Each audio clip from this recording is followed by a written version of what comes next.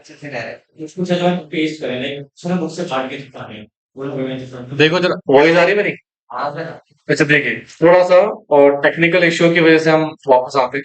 कोई बात नहीं सर सो सुनिएगा प्लीज ध्यान से। हम थे यहाँ पे टुगेदर वाले सिचुएशन में, ठीक है। टुगेदर शेयर का मतलब क्या, सेक्शन 2 क्लॉज 84 पढ़ा आपने। शेयर का मतलब है क्या, तुम कुछ बोल लिया करो भाई, मार खाने का काम क्यों करते हो तुम लोग? अब देखो क्या लिखा हुआ है। कह रहा for the purpose of calculation of क्या बेटा, 10% of beneficial interest in shares और शेयर इंक्लूड इन इंस्ट्रूमेंट। अच्छा सर जब हम याद है आपने लिखा था हमने 10% ऑफ शेयर्स लिखा था। तो शेयर्स में क्या क्या ऐड होगा, ग्लोबल डिपॉजिटरी रिसिप्ट ऐड होगा, compulsory convertible preference share add होंगे और कंपलसरी कन्वर्टेबल डिवेंचर ऐड होंगे। सुनो ध्यान से, अगर मुझे निकालना है 10% ऑफ शेयर्स तो मतलब क्या, इसमें कितनी चीजें और जोड़ेंगे बेटा, जीटीआर जोड़ेगा, हाँ प्लस क्या जोड़ेगा, कन्वर्टेबल प्रेफरेंस शेयर जोड़ेंगे जो कि कंपलसरी है, और कन्वर्टेबल डिवेंचर जोड़ेंगे जो कि कंपलसरी है। तो हमारा जो 10% निकलेगा वो ये निकलेगा, ठीक है। उधर कुछ समझ आ रहा है कुछ, ये बंदा तो पूरे क्लास में सुनता रहता है। हाँ सही समझ आया, हाँ ये समझ आया भाई। इससे अगला क्या लिखा हुआ है, क्या पूछ रहे थे, रिपोर्टिंग कंपनी का मतलब तो डिफाइन कर देखो, reporting company means a company defined clause 20 of subsection of the Companies Act 2000 required to comply with the section 90 of the Companies Act। So ध्यान से सिंपल सी बात है। So जो भी कंपनी इनकॉर्पोरेट है कहाँ पे, कंपनीज एक्ट 2013 में, ये तो बोला था सेक्शन 2+20 और एनी प्रीवियस लॉ में। सो वो कंपनी अगर कंप्लाई करना है उसका कौन सी सेक्शन, सेक्शन 90। सो ध्यान से, सर एक कंपनी जो कंपनी एक्ट में इनकॉर्पोरेटेड है, ठीक है, और उसको कंप्लाई करना है कौन सा सेक्शन 90, तो इसको हम क्या बोलेंगे, रिपोर्टिंग करना। क्लियर है ना। पार्टनरशिप एंटिटी जो कहाँ डिफाइन है बेटा, तो जहाँ partnership partnership entity, majority of stakes का मतलब क्या है, holding more than half of the equity shares of the capital of the body corporate, या फिर holding more than half of the voting rights in a body corporate, या फिर having a right of receive of participation more than half of the distribution profit. इनके सुनो क्या लिखा, majority stakes पढ़ा था ना ऊपर, हाँ मेजॉरिटी स्टेक्स होल्ड करता होल्डिंग कंपनी में, यस सर या मेजॉरिटी स्टेक होल्ड कर रहा है रिपोर्टिंग कंपनी में। मेजॉरिटी स्टेक्स का मतलब क्या, सिंपल सा बात है, तीन चीज। सर आपने 50 हाफ का मतलब 50%, 50% से ज्यादा इक्विटी शेयर खरीद रखे हैं, 50% से ज्यादा वोटिंग राइट्स खरीद रखे हैं, या 50% से ज्यादा आपका राइट है किसमें बेटा, डिविडेंड रिसीव करने में, तो आपका क्या माना जाएगा। समझ नहीं आया, नहीं समझ में आया, हाँ आया समझ भाई, क्या बोले उसको, अब आपने एक वर्ड लिखा था ना सिग्निफिकेंट इन्फ्लुएंस, उसका मतलब क्या देखो, means power to participate directly और indirectly in a financial and operating policy decision of the reporting company but is not control joint control of the this policy. क्या कह रहे हैं, आपके पास पावर है पार्टिसिपेट करने का, चाहे डायरेक्टली चाहे इनडायरेक्टली कंपनी की फाइनेंशियल और ऑपरेटिंग पॉलिसी डिसीजन में, तो आपका सिग्निफिकेंट इन्फ्लुएंस माना जाएगा। अब बेटा 2 मिनट इधर देखो, there are some example, significant beneficial owner के यहाँ पर क्या है बेटा, कुछ एग्जाम्पल है। देखो पहला एग्जाम्पल, एस ने होल्ड करा डायरेक्टली कितना, 10% इक्विटी शेयर्स किसमें, ए लिमिटेड में, and he hold 55% of equity in H limited. S है, इसने होल्ड करे 10% किसमें, ए लिमिटेड में, और वो होल्ड करता है 55% किसमें बेटा, एच लिमिटेड में। एच लिमिटेड का मतलब क्या होगा यहाँ पे, okay, which hold 1% equity of A limited. यानी कि सुनो, एच लिमिटेड में ए ने कितना होल्ड, सॉरी एस ने कितना होल्ड करा हुआ है, 55। तो ये जो एच है, ये जो एच लिमिटेड है, इसका मेन मालिक यही हो गया, हाँ क्योंकि इसने मेजोरिटी स्टेक्स खरीदा हुआ है ना, और दूसरा इसने ए लिमिटेड में कितना खरीदा हुआ है। अच्छा इस एच लिमिटेड ने 1% होल्ड किया हुआ है किसमें, अच्छा तो एस होल्ड करता है 10% of A limited and hold करता है इतना इसमें, एक ए लिमिटेड में, तो क्या एस सिग्निफिकेंट बेनिफिशियल ऑनर हो गया, क्यों, टोटल होल्डिंग कितनी हो गई एस की, 11% हो गई ना। नहीं समझ में आया, देखो एग्जाम्पल देख रहे हैं, सर एस है, कौन है, इसने ए लिमिटेड में कितने शेयर होल्ड करे हुए, 10%, ठीक है, और इसने किसी एच लिमिटेड में कितना होल्ड करे हुए, 55%। तो क्या ये एक तरीके से मेजोरिटी स्टेक्स हो गया इसके पास, और इस एच लिमिटेड ने ए लिमिटेड में कितना खरीदा हुआ है? 1%। 1%। तो मुझे एक बात बताओ, एस की टोटल होल्डिंग 10% प्लस उसके किसी थर्ड पर्सन ने उसके ब्याह पर खरीदा है, हाँ, तो टोटल होल्डिंग कितनी हो गई? 11%। तो क्या 11% सिग्निफिकेंट बेनिफिशियल ओनर बन गया ये? हाँ, ए लिमिटेड, एस लिमिटेड का नहीं, ए लिमिटेड। समझ नहीं। आगे हाँ, बस एच लिमिटेड में तो उसको एच लिमिटेड तो पहले से भी एच लिमिटेड को छोड़ी, हम किसकी बात कर रहे हैं? ए लिमिटेड की। एस से 10% खरीदा हुआ है, और ये जो एच लिमिटेड है इसमें क्या एस की मेजोरिटी होल्डिंग है, तो ये तो इसी की कंपनी हो गई। तो इस कंपनी ने 1% खरीदा हुआ किसमें? ए लिमिटेड में। कि अब टोटल एस का कितना होल्डिंग हो गया? तो क्या ये ऑटोमेटिकली यहाँ पर सिग्निफिकेंट बेनिफिशियल ओनर बन गया? कौन? S B O. समझ में आए नहीं? हाँ, कंपनी। एस है, उसने एच लिमिटेड को खरीद रखा है 1% शेयर, 55% शेयर है, तो 55% ही तो उसके पास वो है फॉर अरे मेजोरिटी स्टेक्स है ना दोस्त। सब मेजोरिटी है ना, हाँ, मेजोरिटी का मतलब क्या था? तो मुझे 1% है उसमें 5.5।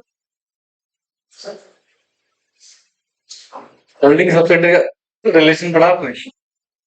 तो वही तो है। उसमें मेजोरिटी स्टेक्स है इसके पास, तो एक बात बताओ, जब होल्डिंग सब्सिडी का रिलेशन बन जाता है तो एक्चुअल ऑनर कौन हो जाती है फिर? Holding holding company. तो एस होल्डर रहता है उसका पूरा, मेजोरिटी स्टेक के पास है। ऑनर तो यही माना जाएगा ना? नहीं समझा? हाँ, तो जब माना तो जाएगा तो फिर कंफ्यूजन किस बात का है? कुछ नहीं, कुछ भी यार, क्या सोचे हैं? डाउट है क्या अभी भी? मतलब क्लियर कर लो इसको प्रॉपर तरीके से। वो इसमें अगर हाफ मोर देन हाफ कर रखा है तो इसमें 1% होल्ड के यानी 1.5% कंट्रोल है वो बोल, ये भी ना 0.5। क्या बोलना चाह रहा भाई? कुछ नहीं अच्छा, ये कह रहे हो क्या कि 55% और 1%? हाँ, नहीं दोस्त, तो होल्डिंग सब्सिडरी जहां पर बन जाती है तो एंटायर होल्ड होल्ड ये कंपनी इसी की हो गई, इसकी मेजोरिटी ऑफ स्टेक्स देखा जाता है। क्लियर है? जो आप सोच रहे हो गलत है, गलत ही आप धारणा सोच रहे हो। एग्जाम्पल नंबर 2 देखो, एस ने होल्ड करे कितने? 8% इक्विटी, while M hold कितना? 7% equity in A Limited. They are deemed to be act together. Sir S ने कितना होल्ड करा है? 8%। M ने कितना होल्ड करा है? क्या ये है सिग्निफिकेंट बेनिफिशियल ऑनर है दोनों? क्या सही? जे को वे कहते हैं वो टीम एक्ट टुगेदर में 60 हैं तो लिखा है इसमें, बोले पूछा है they are deem to be act together. हाँ, नो नो नो, किस बेसिस पे लग रहा है कि एक्ट कर रहे हैं साथ में? भैया जो आपने बताया सेकंड वाला पॉइंट भी साथ में लिखा है, मैंने भी पता नहीं है उसकी बेसिस पे कि 8+7 हो गए। देखो ना सर, एस ने होल्ड करा इक्विटी और एम ने होल्ड करा 7% ए लिमिटेड में, and they are deemed to be together. S and M are not significant beneficial owner as they are not indirectly holding and their acting together is irrelevant. इससे कोई फर्क नहीं पड़ता बेटा, इनडायरेक्टली होल्ड नहीं कर रहे हैं। कैसे होल्ड नहीं कर रहे हैं? इनडायरेक्टली। डायरेक्टली देखना है, इनडायरेक्टली देखना है? इनडायरेक्टली। तो इनका जो साइमल्टेनियस होल्डिंग है ना, उससे हमें कोई फर्क नहीं पड़ता। तो अल्टीमेटली क्या हो गया हमारे पास? ये कौन सा केस हो गया बेटा? बोलो। अरे यार तीनों पता नहीं कैसे नालायक बच्चे हो। ये देखो देखो, ये वाला पॉइंट पढ़ो, कहाँ गया? ज्यादा ऊपर आ गया क्या मैं? देखो ना, यहाँ पर जनरली क्या बोला है इसने? कौन? ये देखो, इनडायरेक्टली होल्ड कर रहे हैं, इनडायरेक्टली होल्ड कर रहे हैं। डायरेक्टली कहाँ लिखा हुआ है? उसे मानेगा तो नहीं मानेंगे ना। क्यों? क्यों मानेगा? जब आपकी होल्डिंग डायरेक्टली है ही नहीं तो आपको क्यों माना जाएगा? यहाँ पे फिर इसको वो है हाँ हाँ, बोलो बोलो। हम तूने कि डायरेक्टली इनडायरेक्टली हम्म। और नीचे यहाँ पे भी सिग्निफिकेंट बेनिफिशियल ओनर तो लिखा है ना, तो वहाँ पे परसेंटेज बता रहा है ना, यहाँ पे क्या लिखा है? डायरेक्टली तो यहाँ पर भी लिखा हुआ है। पर सेकंड पॉइंट हाँ, इनडायरेक्ट तो है। देखो ना, होल्ड इनडायरेक्टली और together with any direct holding. ठीक है, मतलब आपका इनडायरेक्टली होल्डिंग है तो ये तो माना जाएगा। इनडायरेक्ट तो है ही नहीं। समझ गए? इनडायरेक्ट मतलब लाइक एक्स ने जैसा अभी ऊपर था ना, हमने खरीदा था और हमारी होल्डिंग कंपनी ने खरीदा था, तो क्या डायरेक्ट इनडायरेक्ट था? वो था ना बेटे। ये दोनों सेपरेट खरीदे। हाँ, यस, समझ गए। अब अगला देखो, अगला देखो, इनडायरेक्टली ध्यान रखना है बिल्कुल। ठीक है, अब देखो यार, एस होल्ड करता है कितना? 8% इक्विटी किसमें? ए लिमिटेड में, डायरेक्टली। ठीक है, और एस इज ऑल्सो द कर्ता ऑफ एचयूएफ। एस क्या है? करता है किसका? हिंदू अनडिवाइडेबल फैमिली का। और हिंदू अनडिवाइडेबल फैमिली ने कितना खरीदा हुआ है? 7%। क्या ये इनडायरेक्ट है? इधर देखो ना, मैं एस हूं, मैंने कितना खरीदा हुआ है? 8% ए लिमिटेड में। और मैं करता हूं किसी एचयूएफ का, और एचयूएफ के नाम से भी कितना खरीदा हुआ है? 7%। क्या दिस इज इनडायरेक्टली? 7 और 8 कितने हो गए? तो क्या ये सिग्निफिकेंट ओनरशिप हो गया? देखो, S and hold this and this also करता of this, equity of the S beneficial holder हो जाएगा, सिंस इन्होंने कितना होल्ड करा बेटा? तो इनडायरेक्ट और डायरेक्ट होल्डिंग मिलाकर है। यहाँ पर डायरेक्ट होल्डिंग मिला के भी कितना था? 8%। दोनों ने डायरेक्टली खरीदा ना, 8%, 7% इनडायरेक्ट तो है ही नहीं। तो डायरेक्ट इनडायरेक्ट मिला के आप कितना खरीद रहे हो बेटा? नहीं समझ में आया? समझ में आ रहा है? हाँ। चलो निकला, अगला देखो। एस होल्ड करता है कितना? 8% इक्विटी इन ए लिमिटेड में डायरेक्टली। और S also the trustee of discriminate trust. Discretionary trust में क्या है? वो ट्रस्टी है। उस ट्रस्ट ने कितना होल्ड करा है? 3% ए लिमिटेड में। तो 8 + 3 कितना हो गया? 11%। तो क्या सिग्निफिकेंट बेनिफिशियल ऑर्डर हो गया ये? यस। देखो, एस होल्ड इतना करता है, एम इतना होल्ड करता है, ट्रस्टी है इस पर्टिकुलर थिंग में 3%, इन significant beneficial order since hold कितना? 11% all for the directly holding. समझ में आया? सर, हाँ जी, बोलिए। यहाँ पे भी ये भी लिखा टू डायरेक्ट एनी डायरेक्टली। तो ये रहा ना, डायरेक्टली तो इसने खुद ने करा ही है ना 8%। तो डायरेक्टली खुद का ही। हाँ नहीं, ये तो मैं हाँ एग्जाम्पल हुआ हाँ, बताओ प्लीज। बेटा यहाँ इनडायरेक्टली कहाँ से है? डायरेक्टली है ना। डायरेक्ट से डायरेक्टली है ना। तो डायरेक्टली में दोनों अलग अलग हो गए ना। तूने खरीदा, मैंने खरीदा। हम तो लोग क्या मान रहे हैं? एक्ट टुगेदर कर रहे हैं। बट तूने अपना पैसा लगाया, मैंने अपना पैसा लगाया, हम दोनों एक दूसरे से कैसे, तुम ऐसे कैसे इन्फ्लुएंस हो रहा है? भाई सुन, अगर मैं ऐसे करता, मैं तुझे पैसे देता और तू चीज लगाता, तो क्या सिर्फ तेरी होल्डिंग अल्टीमेटली मेरी होल्डिंग है? तो यहाँ पर अल्टीमेटली ये माना जा रहा है कि इंडिविजुअल अकेले खरीद रहा है या किसी के साथ मिलकर खरीद रहा है? साथ मिलने का मतलब ये नहीं बेटा कि तुमने अपना पैसा लगा, मैंने अपना पैसा लगा, साथ में जा रहे हैं, डीमेट अकाउंट ओपन करें, डीमेट अकाउंट में साथ में पैसा लगाना है। इसका मतलब ये नहीं हो गया कि हम क्या हो गए? सिग्निफिकेंट बेनिफिशियल और हो गए। भाई मेरा पैसा आपके जरिए लग रहा है, तो माना जाएगा। क्लियर है? खुल के समझा रहे हो दोस्त? यहाँ तो कोई दिक्कत नहीं। तो ये बेसिकली हमारे रूल्स कवर हो गए, मतलब सारे तो कवर नहीं हुए। तो आइए बुक में, आई मीन नोट्स में, सबसेक्शन 1 कंप्लीट हो गया मैंने। क्या हो गया subsection 1 complete? Now let understand subsection 2। अगर आपको सबसेक्शन 1 ही चल रहा था भाई साहब। चलो देखो, एवरी कंपनी, तो भी हमने सिर्फ क्या पढ़ा है? डेफिनेशन ऑफ बेनिफिशियल होल्डर का, यानी कि सिग्निफिकेंट बेनिफिशियल होल्डर का मतलब समझा गया दोस्त? Yes sir.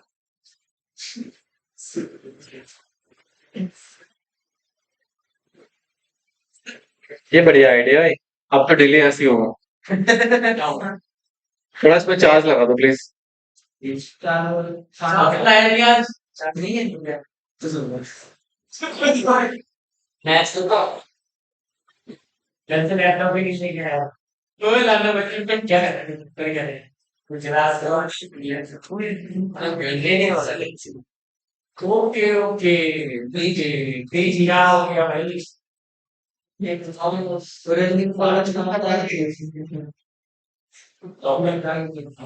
मैंने सारे में बता भी इसका नहीं बस भी बहुत स्कैटर है तो लेके लिया आज कुछ सबसे सुंदर साथ देखे कैसा है पूरे दिन चल रहा था भाई अभी हम बहुत शक्ल हो सकते और मेरी क्लास 10 बजे होगी भैया। Not sure about it. अरे यार बच्चों का एग्जाम चल रहा है ना, थोड़ा इसलिए प्रॉब्लम। बिजनेस का है, बिजनेस के बाद तो फ्री हो जाएंगे।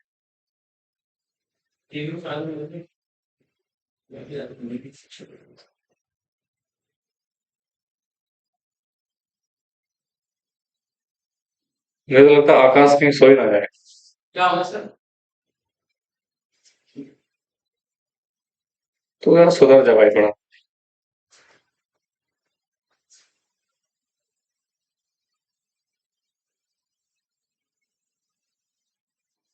आज का टारगेट है मेंबरशिप चैप्टर खत्म करना, पहले हमें 2 बच्चे हैं और फिर शाम को भी आना है, ठीक है? 8 बजे 7 बजे, may be 9, 10, not sure about it. Sir 8 से 12 करेंगे। चल यार ये ध्रुव नालायक पता नहीं क्या है। मैं बता नहीं पड़ा।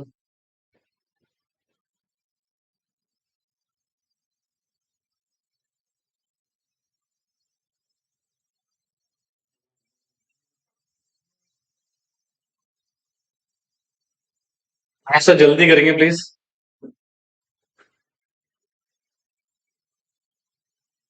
क्योंकि तुम जितने स्पीड में करोगे उतना बेटर है। हो गया सर, मिटा दो।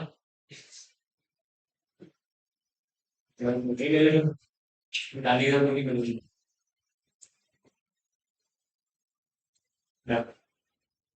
ओके नाउ सी, कह रहा सर एवरी कंपनी,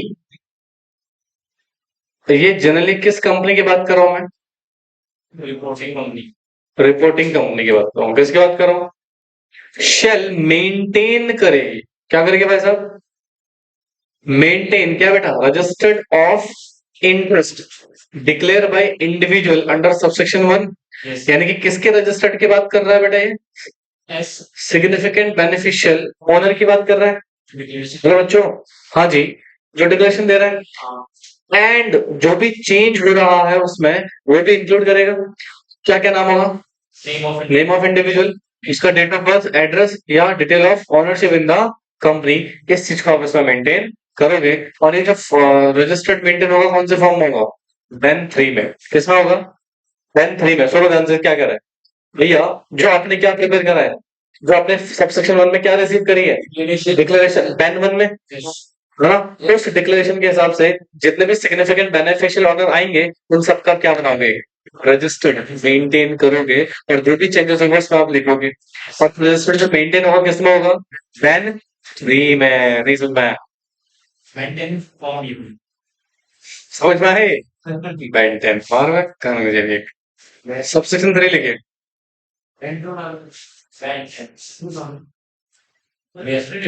आ जाएगा, क्योंकि चिंता क्यों रखी है? हर चीज सीक्वेंस में थोड़ी आता है दोस्त।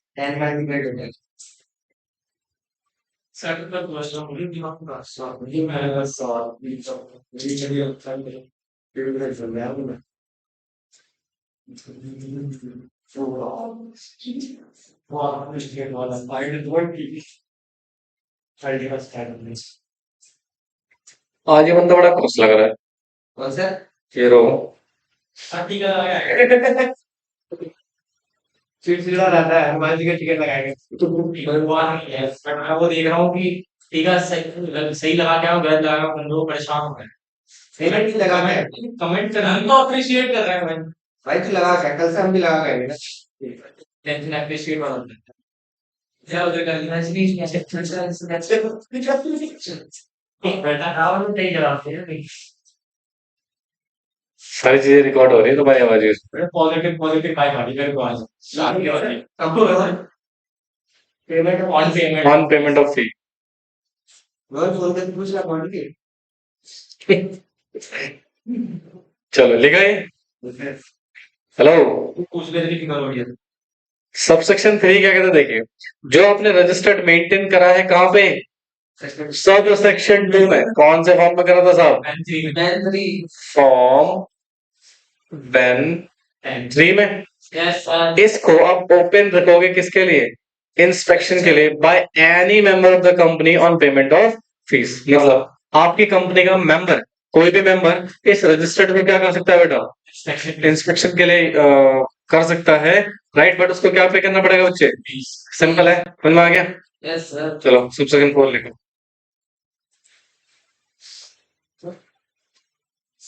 कहते हैं एवरी कंपनी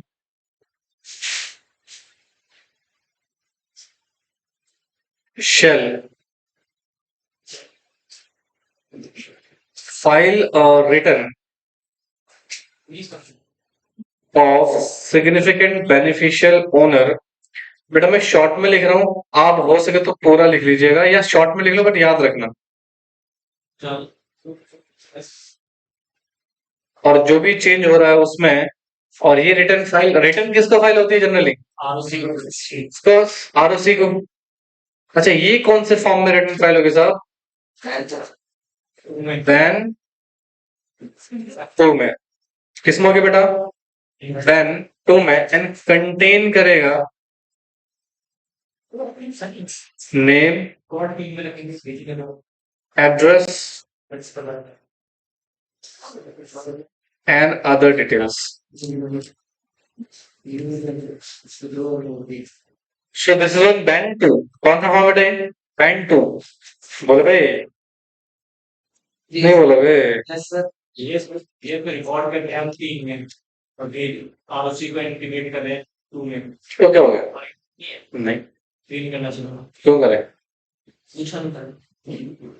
रिकॉर्ड क्या वैसे कहेंगे? बेनिफिशियल बताओ प्लीज वापस। नंबर 1 है नहीं से। आओ।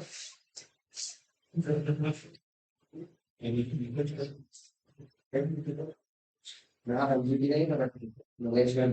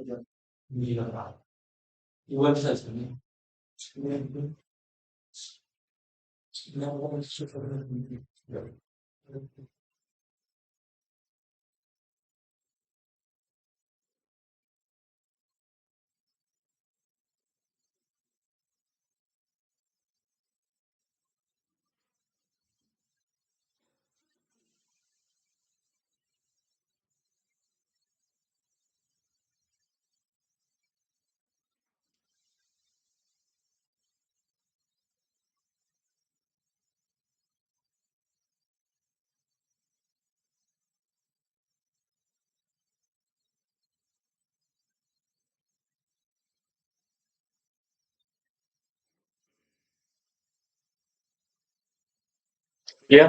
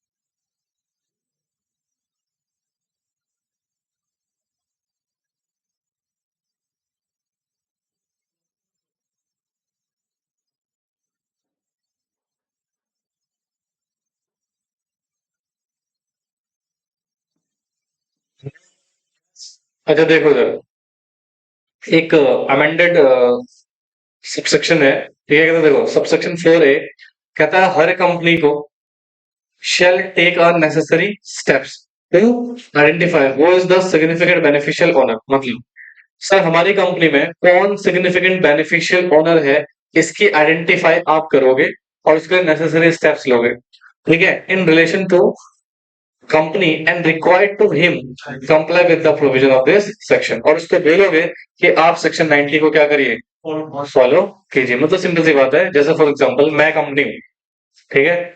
अब मेरे को आइडेंटिफाई करना है कि हमारी कंपनी में कौन सिग्निफिकेंट बेनिफिशियल ओनर है, और उसको आइडेंटिफाई करने के बाद बोलूंगा भाई सेक्शन 90 को क्या करो? फॉलो करो। यानी कि मेरे को डिक्लेरेशन दो बैन 1 में, और मैं आपके डिक्लेरेशन को क्या करूंगा? रजिस्टर बनाऊंगा बैन 3 में, और उसको रिटर्न फाइल करोगे उसको बैन 2 में। क्लियर है?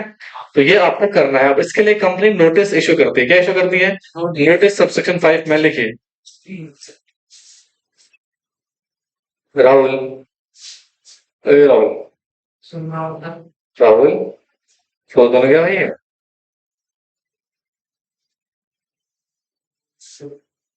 दोनों सो तो साथ में बैठे हुए हैं। नहीं बस उसका नहीं लिया और उधर पे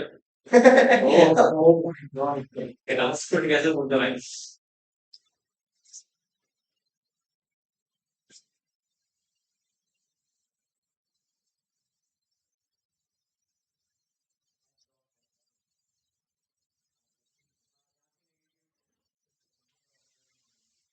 भाई नेगेटिव से ले लिया और एक घंटे याद में सीधे में दिया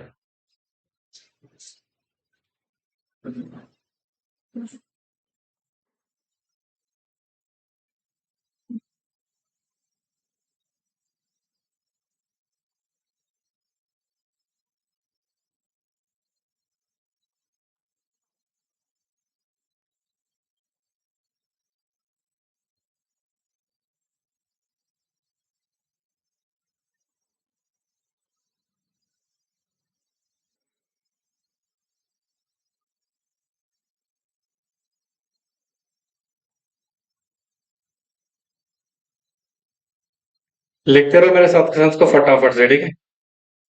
फिर हम अंडरस्टैंड करेंगे।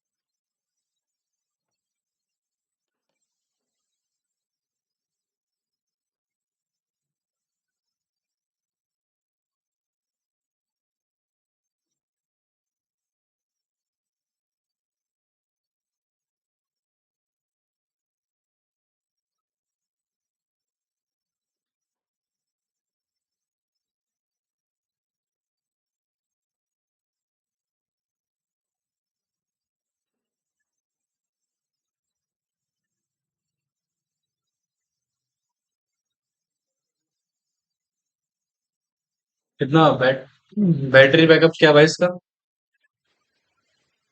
अच्छा, वीडियो चल जाती है। प्राइवेट प्राइवेट चली जाएगी। माइक वाह। थोड़ा माइक हटा लेता हूँ यार। दो घंटे चल जाते। 2 hours। हाँ, सही बोल रहे हैं। 65,000 होता है बस। 2.5 घंटा चलता है सर। अरे लैपटॉप की बैटरी बेकार होती है। लैपटॉप की बैटरी कैसी है? चार्जर पे कैसी? 2-3 घंटे मैक्सिमम। कितना ही महंगा ले लो तुम। सर इतना ही है, जब मैंने लिया था ना बोल रहे 3 से 4 घंटे में देगा बस। हाँ वही नॉर्मल। स्टार्टिंग में देगा 4 घंटे मैक्सिमम, उससे कम रहा। लाल घंटा ही है, 1.5 घंटा खुदा हुआ। 1.5 घंटे चलती है। 1.5 घंटे चल जाता है। जो लगा मेरा खराब। अब तुम कोई हाई डेफिनेशन वीडियो देखो तो एक एक आध घंटे में बोल जाएगा वो तो। सर यार चल खेलना तो मैं छोड़। क्या? सर इसका लैब अच्छा मुझे सामान नहीं मतलब ओके बस आ जाओ आ जाओ वापस। सबसेक्शन 5 कहता है अ कंपनी। सुन रहे हो तुम लोग? नहीं सुन रहे हो? देखो सर कह रहा a company shall give a notice notice in form ban 4। किसमें जाता है बेटा ये नोटिस? बैन 4 में टू एनी पर्सन, चाहे वो कंपनी का मेंबर है चाहे वो कंपनी का मेंबर नहीं है, आप उसे नोटिस दोगे। किसको सर? क्यों दे रहे हो notice? To whom the company know and has reasonable cause to believe. सुना ध्यान से, कंपनी जान रही है या कंपनी के पास कुछ रीजनेबल कॉजेज हैं जिससे उसे बिलीव है कि ये व्यक्ति कंपनी में सिग्निफिकेंट बेनिफिशियल ओनर के इन्फ्लुएंस में है। अब बिलीव को लेके 3-4 पॉइंट हमें दे रखे हैं नीचे। पहले मुझे बताओ क्लैरिटी हो रही है कुछ? यानी कि यहाँ पर कंपनी क्या कर रही है बच्चे? नोटिस दे रही है हर उस व्यक्ति को, चाहे वो कंपनी का मेंबर हो चाहे वो कंपनी का मेंबर नहीं हो। ठीक है? क्योंकि कंपनी को पता है या उसके पास रीजनेबल कॉज है ये बिलीव करने के लिए कि that person may be have a significant influence in the company.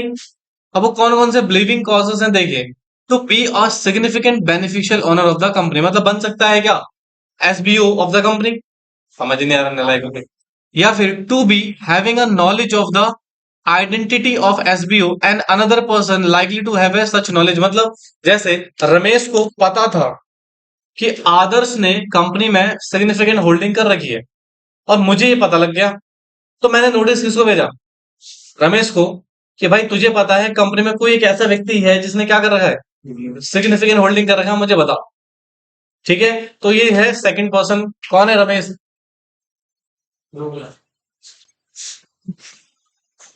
मतलब ये सेकंड कैटेगरी में आता है। किस में आता है? कि देखो ना, to be having knowledge of a identity of किसकी? एसबीओ की। और another person likely to have, यानी कि इसको शायद ये पता था कि आकाश को पता है कि वो इससे बड़ा वाला है। ठीक है? तो सुनना, तो that is called another person. Are you getting my point? 2 point clear हो गए? यानी कि एक केस में मैं खुद आदर्श को भेज रहा हूं, दूसरे केस में मैं उसको भेज रहा हूं जिसको आदर्श के बारे में पता है, या उसको उसके बारे में पता है जिसको आदर्श के बारे में पता है। Are you getting my point? Ramesh को हमने भेजा, आदर्श का इन्फ्लुएंस है कंपनी में मेजॉरिटी में। हाँ रमेश को हमने भेजा तो रमेश को तो ये बताएगा तो फिर मैं इसको बताऊंगा, इसको नोटिस भेजूंगा ना फिर। डायरेक्टली इसी को भेज दो। पता ही नहीं, मेरे मेरे को नहीं पता ना, मेरे को पता तो पहले केस में उसी को भेजता। अच्छा, कंपनी डोंट नो, मुझे कंपनी को ये पता है कि रमेश को पता है। हाँ, और मुझे पता है रमेश को पता है, आकाश को पता है, और आकाश को पता है कि कौन है। तो तीनों को दो। Are you getting my? Yes yes yes yes yes yes. ठीक है? तो उसको भेजूंगा नोटिस, और फिर जैसे मैंने रमेश को भेजा तो रमेश बताएगा आकाश को पता है सर ये आदर्श के पास है, या फिर आकाश को पता है सर किसी के पास है, तो फिर मैं आकाश को भेजूंगा, फिर आकाश बताएगा हाँ किसके पास है? आदर्श। सिग्निफिकेंट बेनिफिशियल होने के बाद जाएगा। यस क्लियर है? ठीक है, अब देखो अगला देखो। टू हैव बीन क्या? Significant beneficial on of the company at a time of during of 3 immediate preceding on the date on which the notice, यानी कि हमने जिस नोटिस करा है उसके इमीडिएट 3 साल में आप क्या थे बेटा? सिग्निफिकेंट बेनिफिशियल ऑनर थे, तो भी मैंने आपको क्या भेज दिया? नोटिस भेज दिया। Who is not registered as a SBO with the company. आप एसबीओ हो बट कंपनी में रजिस्टर्ड नहीं हो। रजिस्टर्ड कब होगा ये? जब ये डिक्लेरेशन देगा मेरे को। हाँ, दिया ही नहीं है बट ये है, मैंने उसको क्या दे दिया? नोटिस। अभी जब देगा तो रजिस्टर करूंगा उसको। क्लियर है? तो इन लोगों को नोटिस दिया जाएगा। आई होप सो आपको समझ में आ रहा हो। समझ में आ रहा है या फिर सबको दिमाग से जा रहा है? एक हड़ताल पॉइंट पे था। हाँ, पर हमें 3 साल पहले तो जब आज मोबाइल वो एसबीओ। मे बी उससे हमें एटलीस्ट ये तो पता लगेगा कि इसने शेयर बेचे, किसको बेचे, मे बी उसको हो पसंद। चल कहाँ से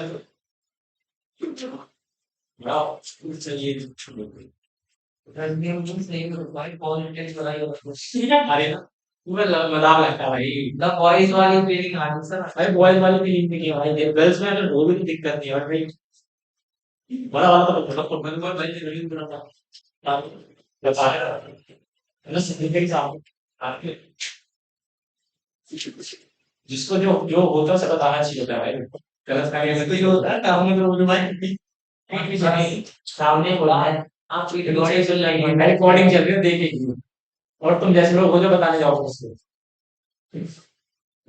आईफोन 14 लिया था आईफोन 14 आईफोन लिया जा रहा है यहाँ पे। पैसे नहीं दे रहा हाँ। सर कोई कह रहा था कि मैं अभी चीज भी दूंगा हम्म। बोलो बोलो थर्टीन होगा कोई दूसरा तो पागल है क्या पापा ने डंडा मारे भगा के रखो भैया सर मेरे पे फीस होती ना मैं आपको दे देता हूँ सब्सक्रिप्शन सर हाँ, अंडर सब्सक्रिप्शन 5 है दोस्त, 5 है, 5 है। हाँ भाई मेरा तो एवरेज वाला बैलेंस भी सर खाली पड़ा है। कोई बात नहीं, मैं समझ रहा हूँ, तो गरीब है बहुत ज्यादा। अपनी गरीबी दिखावा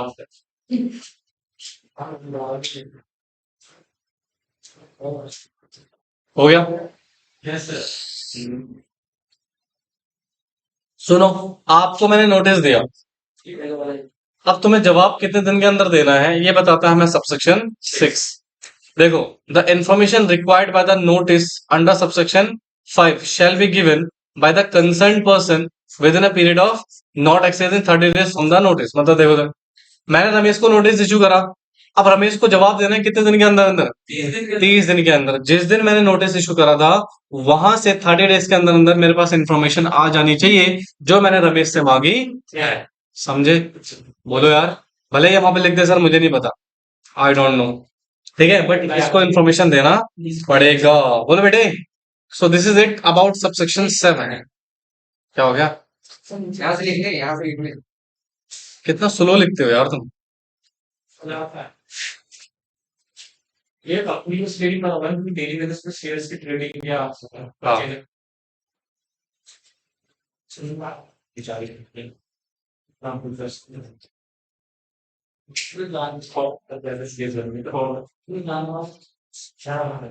अरे यार, कहाँ जाना तुझे?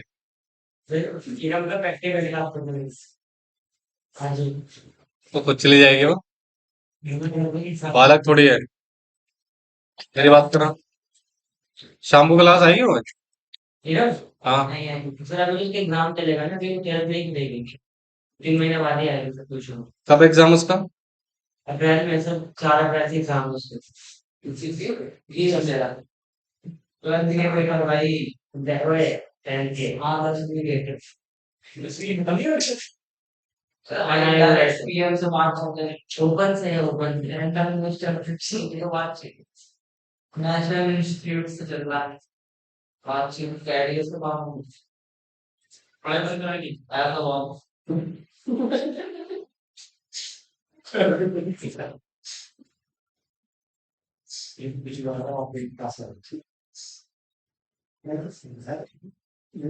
माइक घंटा करो 100 वर्ष में बुलाओ दिया किसने है अरे तो पढ़ ले यार।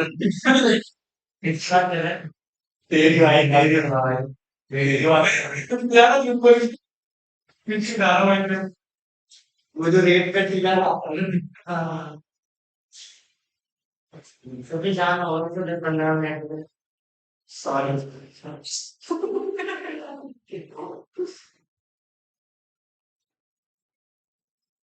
भाई कैपिटल बनाओ तो यार इंडिया से लोग बंदों को हम तो नहीं जाना मैंने नहीं किया हाँ, तू अपने भाई को तो छोड़ने जाता है। चल, वो तो लड़की है। सर वो छोटा है सर कितना छोटा है? छठी क्लास में डाल दो छठी क्लास का पेपर देगा अभी तो क्या हो गया? आजकल तो 10 साल का है सो व्हाट ब्रदर। बीटीएस करने वाले 5 साल के बच्चे आजकल यूनिवर्सिटी में यूपीएससी कर रहे हैं बस नाम है अबे ज्यादा हो गया। थोड़ा सा नीचे करते हैं। लो। बस satisfying satisfactory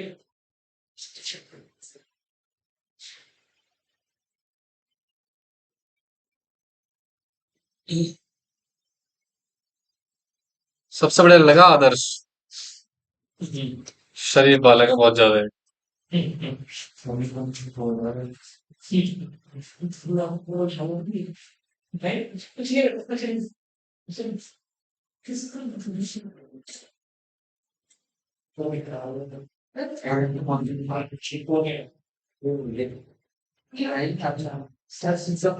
चाबी। सर आए नहीं अभी तक? सर आए नहीं है? दे देना भाई।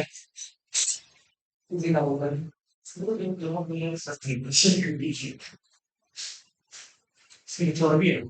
तो बहुत कुछ है दोस्त। आप लाइट को सर चार हाँ यार, बंद हो जाएगा फिर।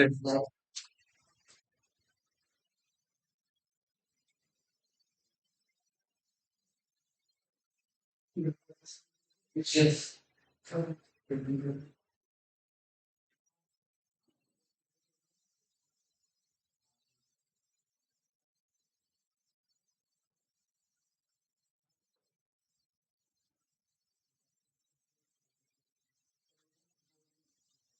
साइलेंट क्या हुआ?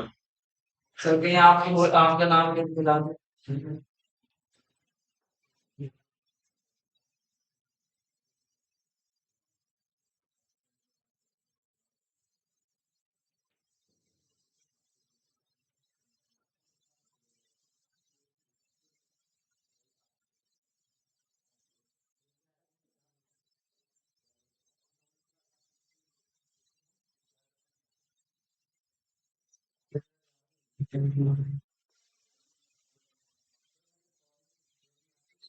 बस 2 बजे तक। ये कितना क्या हो रहा है 2 बजे तक। ऑफलाइन भाई बातें मत करो भैया। हेलो। जल्दी बढ़िया तोड़वानी तो बताओ। सलाम इसके नीचे है। उधर। आराम से, ज्यादा वो मत करना। साइड है सर बिल्कुल कोने में। आराम से। नीचे बैठ जा तू। देखा?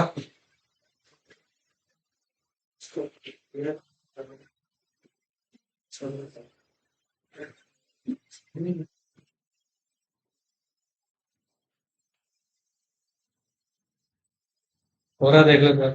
हाँ, हो रहा।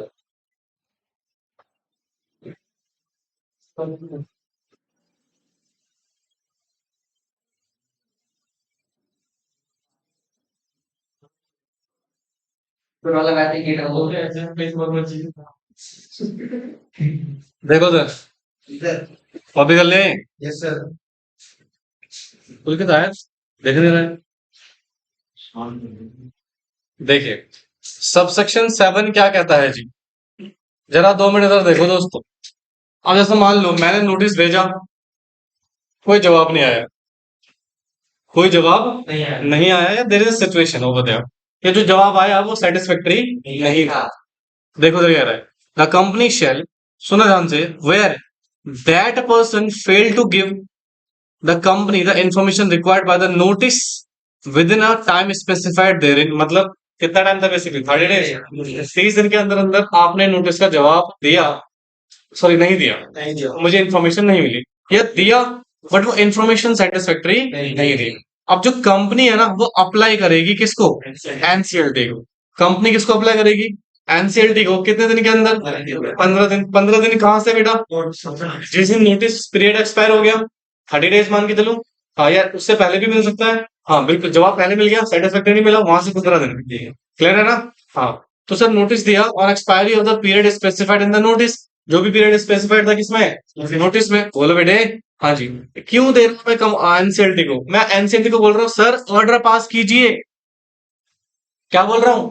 सर ऑर्डर पास कीजिए और directing that the shares in the question subject to the restriction, और इन शेयर्स के ऊपर क्या लगा दीजिए? Restriction with regard to transfer of interest, मतलब ट्रांसफर नहीं कर सकते, और सस्पेंड कर दीजिए सभी राइट्स जो भी शेयर्स में क्या है बेटा? अटैच्ड है। जैसे मान लो सिग्निफिकेंट ऑनर्स है ना, 4-5 लोगों ने साथ में खरीदे होंगे, अब मुझे आइडिया नहीं था।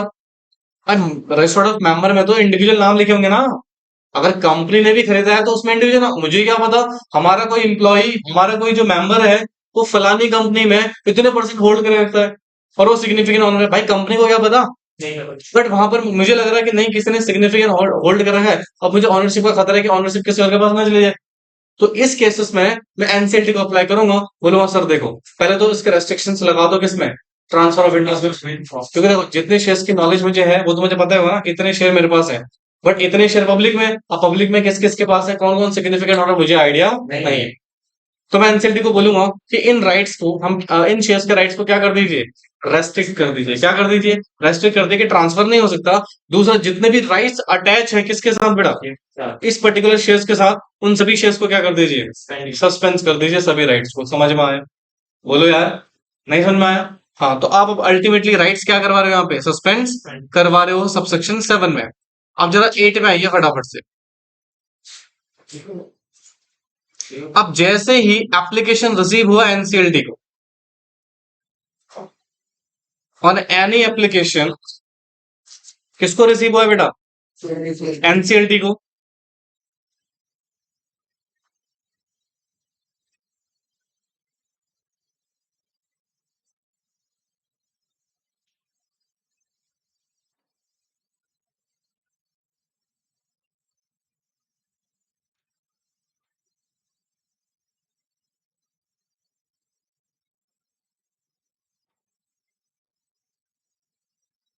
हम्म।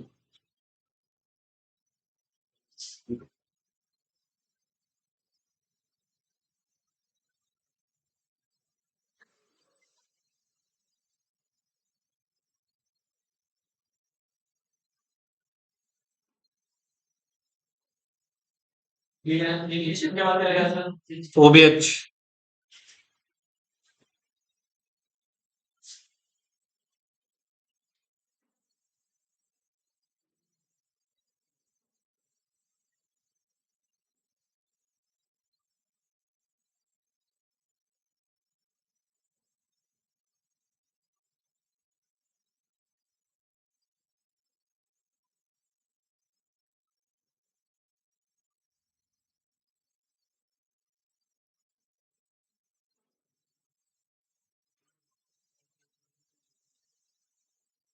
ओबीएच का मतलब होता है अपॉर्चुनिटी बीइंग हर्ट, पहले बता रखा है लल्लुओं को। हो गया?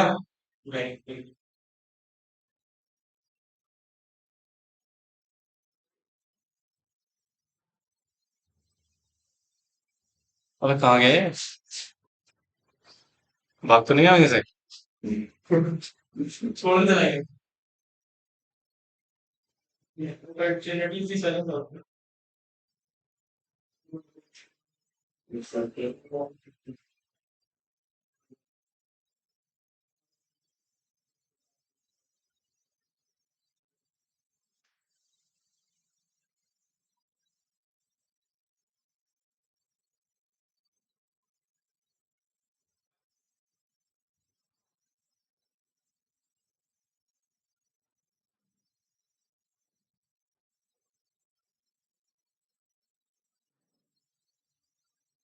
हो गया जी। देखिए अब जब एप्लीकेशन रिसीव करा एनसीएलटी ने सबसेक्शन 7 में, तो एनसीएलटी में गिव क्या देगा बेटा? ओबीडी ओएच ओडीएच। अपॉर्चुनिटी बीइंग हर्ड हाँ टू द कंसर्न पार्टीज को, हाँ मतलब जिसके अगेंस्ट सिचुएशंस हुई थी, तो ओबीएस देगा एंड ऑर्डर पास करेगा restricting the right of attach, जो भी राइट्स है उसमें, राइट, उनको क्या कर देगा बेटा? रेस्ट्रिक्ट कर देगा with the shares with in the period of कितना? 60 days from the receipt of application. मतलब जिस दिन हमें एप्लीकेशन रिसीव हुआ था, वहां से कितने दिन के अंदर बता? 60 दिन के अंदर अंदर एनसीएलटी ऑर्डर पास करेगा और उन शेयर्स में जितने भी राइट्स हैं उन सबको क्या कर देगा? रेस्ट्रिक्ट कर देगा। क्या कर देगा बेटा? रेस्ट्रिक्ट कर देगा। क्लियर हुआ? This is subsection 8 we have done. Now let's understand subsection 9 क्या कहते हैं।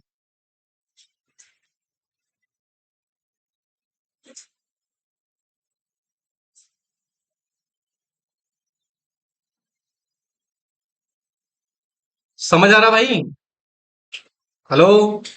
यस।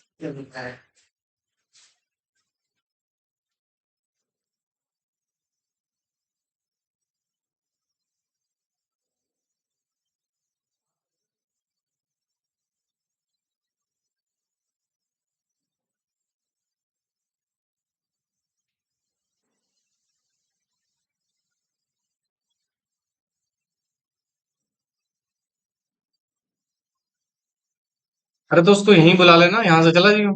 आज लगभग क्या बुलाया? हाँ, फिर तो घर जाएगा फिर आएगा। तो बता।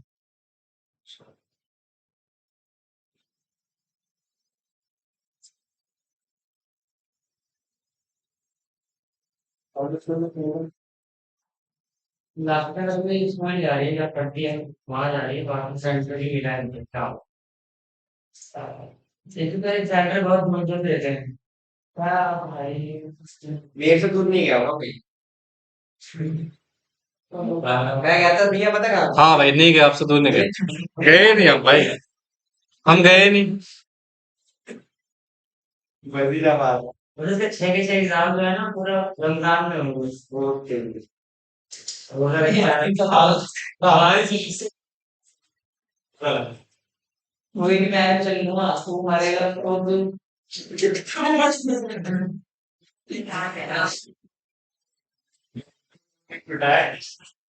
या सामने खाना खाएगा पिएगा मेरे को दिखा देगा सोचा मैं तेरे साथ आऊं से इधर। तो उसका भी होगा। हाँ यार सब इधर में रखती है सब रखता है कुछ भी। तो यार भाई ये है उसको भी तुम्हारे साथ 11 साल का है वो भी रखते थे सारे। शायद मैं वो कहते भाई बहनों एक काम तो है मैं सिनेमा देखती हूँ। जब रात को आए भाई मैं चले रहेंगे रे यार। चलिए ये कर पाऊंगा ये नवरात्रि का मैं नवरात्रि 22 से है 22 से 21 को है सर। 22। 2 तरह की नवरात्र होती है ना। हाँ एक चैती और एक वो 30 तारीख को रामनवमी रैली निकलेगी पूरी के विश्वास है भाई बंधु आ जाना। सर जिसमें दुर्गा पूजा होती है समाधि का कर दुर्गा पूजा वाली नवंबर दशहरा वो तो अक्टूबर को तो ये चैती है जो भी है। हाँ, पढ़े लो। कल लोग मिलेगा क्या बात है? या ये ऊपर है।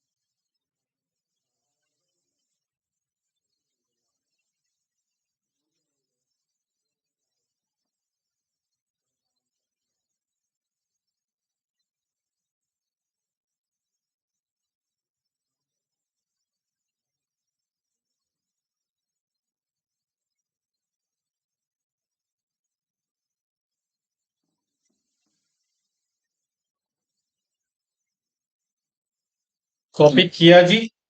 सर नहीं किया?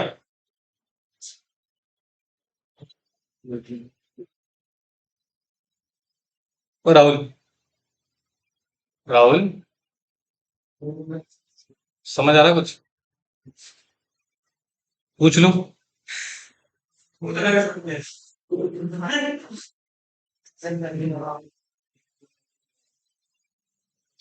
एनसीएलटी को अप्लाई कर दिया, एनसीएलटी का ऑर्डर आ गया। मान लो ऑर्डर से जो अफेक्टेड हुआ था, मे बी कंपनी अफेक्टेड हुई है या may be share holder affected हुआ है, वट एवर द सिचुएशन।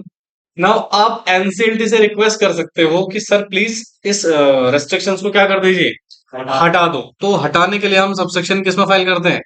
9 में। देखो, अ कंपनी खुद या फिर पर्सन जो क्या है बेटा, agreed by order of NCLT make an application, किसको?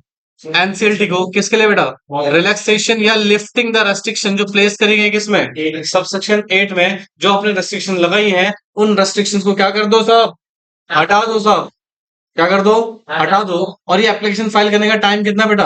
1 साल। जिस दिन ऑर्डर आया वहां से 1 साल के अंदर अंदर एप्लीकेशन फाइल कर सकते हो। समझ आया? अब ये एप्लीकेशन फाइल नहीं हो सकती है कुछ केसेस में, इनके रिलैक्सेशन का अप्लाई नहीं कर सकते हो। कौन सा केस है? देखो, no such application has been filed within a period of 1 year from the date of order of subsection 8. Such share shall be transferred without any restrictions to the authority constituted क्या बेटा? Section 125 subsection 1। देखो, अभी ना आप dividend chapter पढ़ोगे, ठीक है? उसमें मैं आपको पढ़ाऊंगा investor education and investor funds. क्या पढ़ाऊंगा बेटा? Investor education and investor funds. तो कुछ शेयर्स ना अगर वहां ट्रांसफर हो गए, फिर उसके अगेंस्ट आप एप्लीकेशन फाइल नहीं कर सकते। Are you getting my point? तो बेसिकली अगर आपको एप्लीकेशन फाइल करनी है तो किसके अगेंस्ट करोगे? 125 नॉर्मली। बट 125 में अगर शेयर एक बार चले चुके हैं, फिर आप क्या नहीं कर सकते हो बेटा? एप्लीकेशन फाइल नहीं कर सकते हो रिलैक्सेशन के लिए। Are you getting my point? यहां तक कोई दिक्कत बेटा? ओके, नाउ आप जरा बुक पे आइए फटाफट से।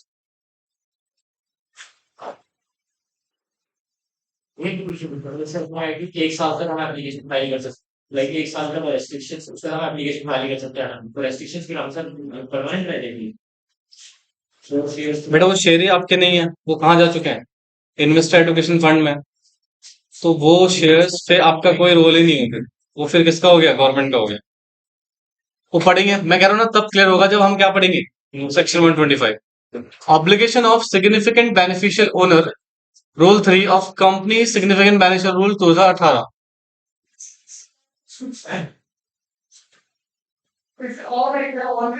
हाँ रहने दो, अभी तो पैराग्राफ है कुछ है। साथ में ही है वो, इन्होंने साथ में कर दिया, पता नहीं कैसे।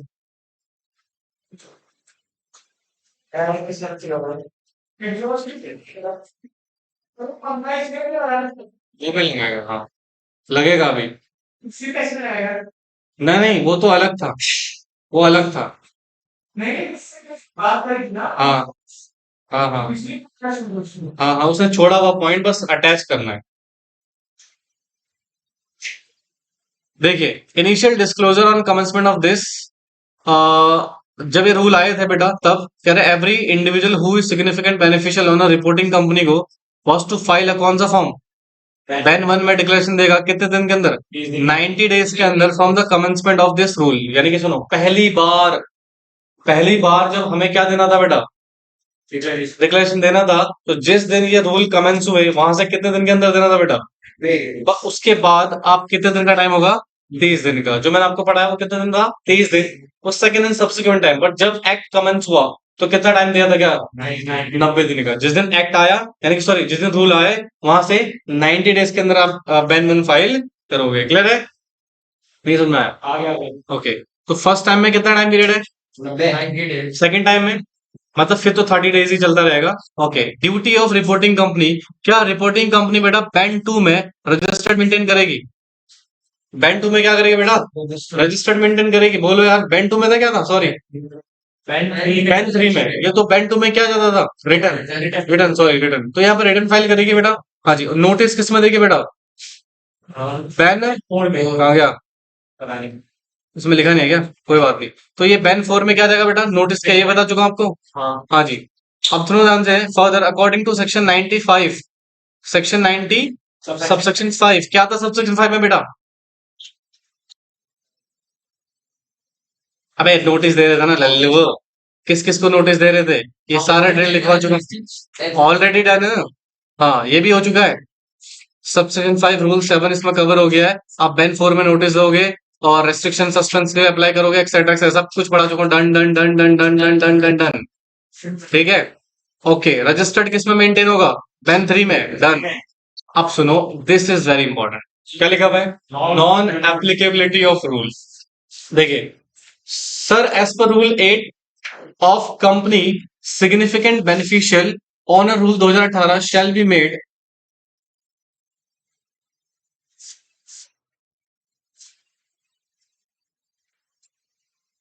देखिए कह रहा बेटा shall be made application to extend of the share reporting company held by. अब किस किस को ये सेक्शन एप्लीकेबल नहीं है? पहला IEPF, ये बताया था ना, सेक्शन 125 सबसेक्शन 5 बताया था, हाँ investor education fund and protection, इसको ये फाइल करने की जरूरत नहीं है अगर यहाँ पे शेयर है तो। It's holding reporting company however the detail of such holding company shall be reported in Ben 2।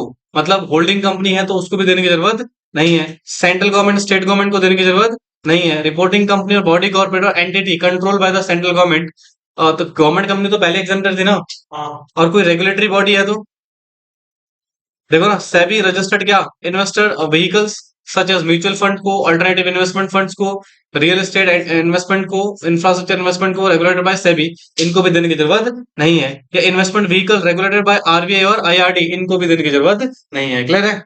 Sir ये बोलो। सेकंड वाले में तो ये मतलब वही कि मतलब हमने जैसे सब हमारे सब्सिडरी कंपनी, जैसे हमने किसी होल्डिंग कंपनी परचेज कर रहे यार आप होल्डिंग हो, आपने ऑब्वियसली बात है 50% ज्यादा खरीदे होंगे, तो तुम्हें बेनिफिशियल होना तो हो ही ना तुम, हाँ। पर आपको देने की जरूरत नहीं है, ये कह रहा है। बस आप बैंक 2 में क्या दे देना? रिपोर्ट दे देना। ठीक है। अब सुनो जो मैंने आपको नहीं बताया, सबसेक्शन 10, सबसेक्शन 11 और एक और है हमारा सबसेक्शन 12। ये है पेनल्टीज के सेक्शन। किसके हैं? पेनल्टीज के सेक्शन। देखो, nature of violation, failure of declaration. By declaration किसको देनी थी? उस बंदे को जिसमें होल्ड कर रहा है SBO, क्या ये उसके ऊपर एप्लीकेबल हो गया? और इसने अगर फेल कर दिया, किसने बेटा? SBO ने, तो इसके ऊपर पेनल्टी कितनी लगेगी? 50,000। And in case of continue हुआ डिफेल तो 1,000 रुपए पर डे, और मैक्सिमम कितनी हो सकती है? 2 लाख रुपए। बोलो बेटे। Yes sir. अबे सो रहे हो गया यार तुम लोग। सो रहे सबसेक्शन 11 क्या कह रहा है? Failure to maintain registered. भैया रजिस्टर्ड किस में मेंटेन होता था?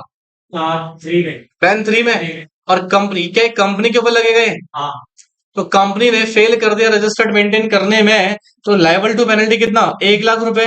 अगर डिफॉल्ट कंटिन्यू हो तो 500 रुपए पर डे, और मैक्सिमम कितना? 5 लाख रुपए। ठीक है। और ऑफिसर इन डिफॉल्ट को कितनी पेनल्टी देनी है? 25,000 रुपए। और अगर कंटिन्यू रहा डिफॉल्ट तो 200 रुपए पर डे। बोलो बेटे। और मैक्सिमम कितनी? 1 लाख रुपए। भाई पेनल्टी है, खुद भी पढ़ सकते हो आप लोग इसमें। ठीक है। और सबसेक्शन 12, आप सुनो क्या कह रहा है? Furnishing false and incorrect information और super suppressing any material information. मतलब पर्सन जो, कौन है? SBO। कौन है बेटा? ये सेक्शन किसके ऊपर एप्लीकेबल है? SBO। जिसने गलत इंफॉर्मेशन दी है तो फ्रॉड का सेक्शन लगेगा उसके ऊपर। कौन सा वाला? 4447। समझे? खत्म हो गया। जो 90 सबसे फाइल का नोटिस दे रहे हैं उसमें इंफॉर्मेशन वो वाला section. Ji ji.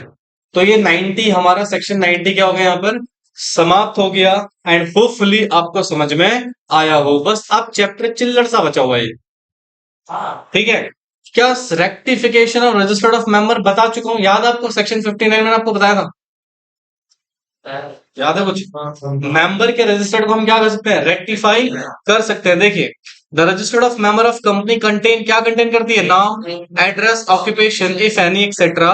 Only the member of company, any person whose name entered in, किसमें बेटा?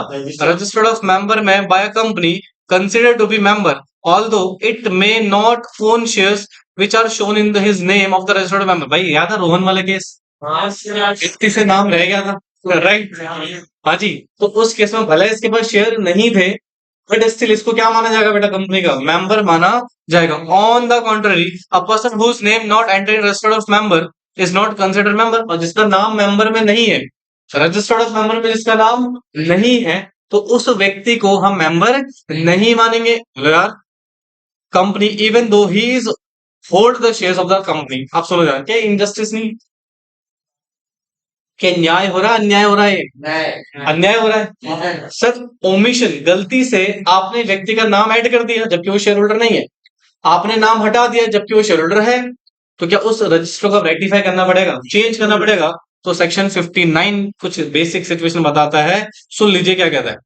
कहता है section 59 of companies act confirm the power किसको बेटा, ट्रिब्यूनल को और competent court outside India specified by the central government by notification in respect to foreign member और debenture holder residing outside India or order ratifying the register of member of a company if appeal is made by agreed person or any member of the company in the following grounds। समझ में आया? यानी कि मुझे NCLT को क्या करना पड़ेगा, एप्लीकेशन फाइल करनी पड़ेगी, और एनसीएलटी के ऑर्डर से हमारे रजिस्टर्ड क्या हो जाएंगे, चेंज हो जाएंगे। कौन कौन से ग्राउंड से?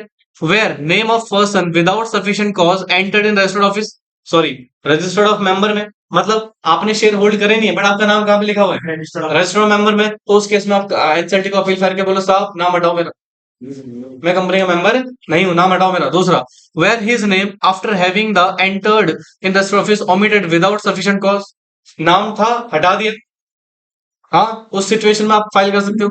वेयर डिफॉल्ट इज मेड और unnecessary delay take the entry, मतलब आप फालतू में अननेसेसरी डिले कर रहे हो नाम एंटर करने में, उस केस में आप एप्लीकेशन फाइल कर सकते हो, किसको बेटा, ट्रिब्यूनल को। समझ में आया?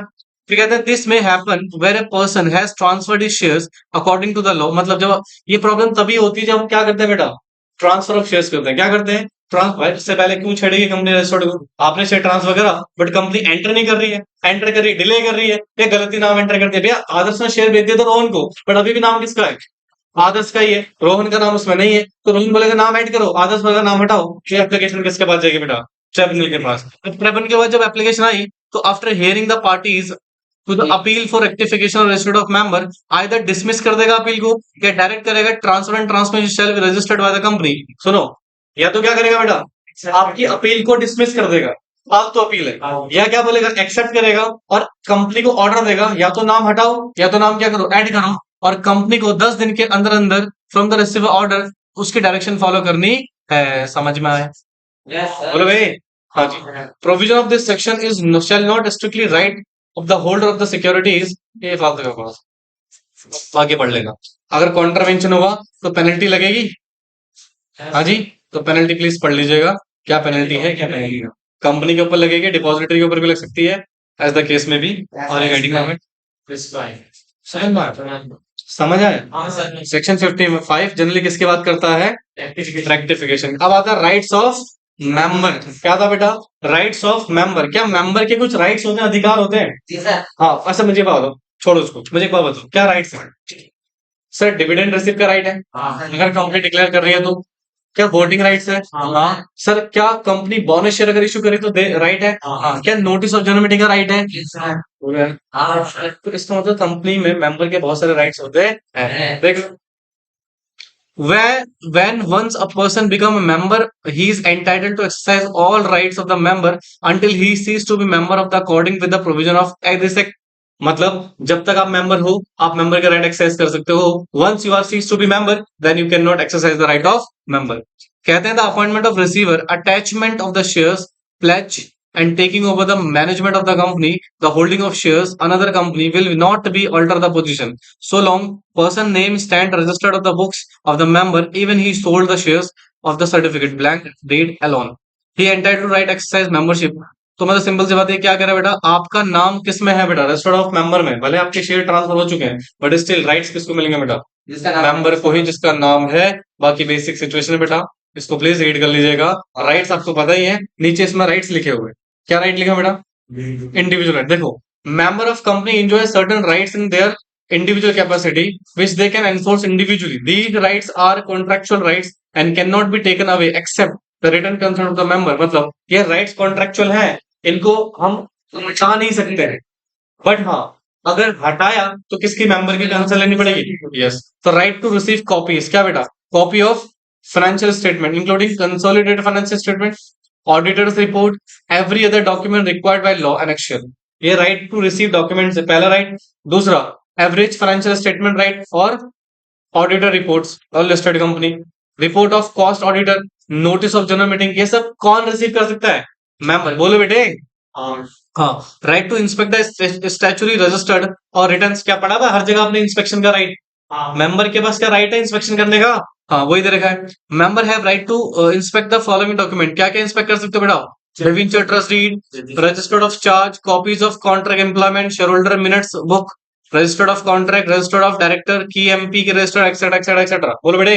हाँ, क्या राइट टू अटेंड मीटिंग का right, attend meeting right, attend करने का राइट है इनके पास? अदर राइट क्या राइट बेटा? शेयर ट्रांसफर करने का राइट है। Restrict and safeguard against the increase in liability without the written consent, receive dividend receive करने का राइट, राइट शेयर का राइट, अपॉइंटमेंट डायरेक्टर अपॉइंट करने का राइट, और प्रॉफिट के सरप्लस में वाइंडिंग अप के वक्त पार्टिसिपेट करने का right. Right of dissenting shareholder apply to tribunal, section 48 पढ़ा चुका हूं ऑलरेडी बेटा पहले आपको। Right to exercise collective right, passing a special resolution. क्या एसआर पास करना कलेक्टिव राइट है कि नहीं है? हाँ। Right to make application collectively किसको? ट्रिब्यूनल को। राइट टू नॉमिनेशन का सेक्शन 72 पढ़ेंगे आगे चल के, फाइल एक्शन ट्रिब्यूनल में। और right to suit against the company अगर कोई मिस लीडिंग स्टेटमेंट दी गई है तो। समझ आया? तो this is the rights of member. अब क्या लिखा हुआ है? कलेक्शन। हाँ भाई जाओ जाओ।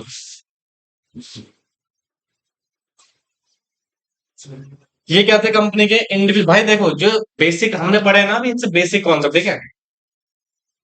कोई राहुल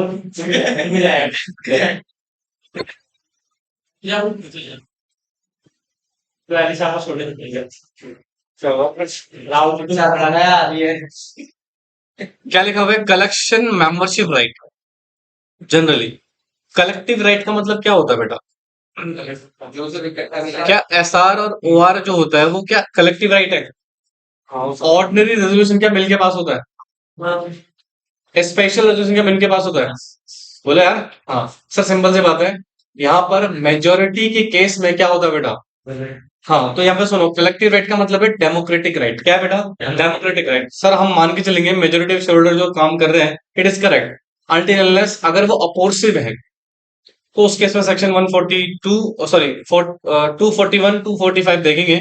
बट फिलहाल देखो, हालांकि ये जो पोर्शन है बेटा और ये जो पोर्शन है अभी मैं आपको नहीं कराऊंगा, ठीक है? इसका पर्टिकुलर चैप्टर है सेक्शन 241 और 244 का। बट ये देख लो, member of company have certain rights give exercise by the member collectively by means of democratic process, जैसे by majority of member usually otherwise prescribe the this involves the principal submission by the all member of it will majority provided that will exercise the accordance with the memorandum। Simple सी बात है। यहाँ पर आपको क्या याद रखना बेटा? एसआर और OR is a collective right. But हाँ, एसआर ओआर के मेजोरिटी के केस में डिसीजन ले जाते हैं। अगर मेजोरिटी कभी गलत काम करती है तो उनके अगेंस्ट भी एक्शन लिया जा सकता है। कहाँ पे? सेक्शन 241 में और 244 में। अलग से इन सेक्शन को मैं आपको बताऊंगा, तो अभी इनको पढ़ने की जरूरत नहीं है। समझ में आया? हाँ सर, आ जाइए। क्या मेंबर के पास वोटिंग राइट है? याद है मैंने एक सेक्शन पढ़ाया था आपको 47। हेलो, याद है मैंने आपको सेक्शन कराया था 47 शेयर कैपिटल चैप्टर में। तो ये ऑलरेडी डन हो गया। रेफर करो शेयर कैपिटल चैप्टर।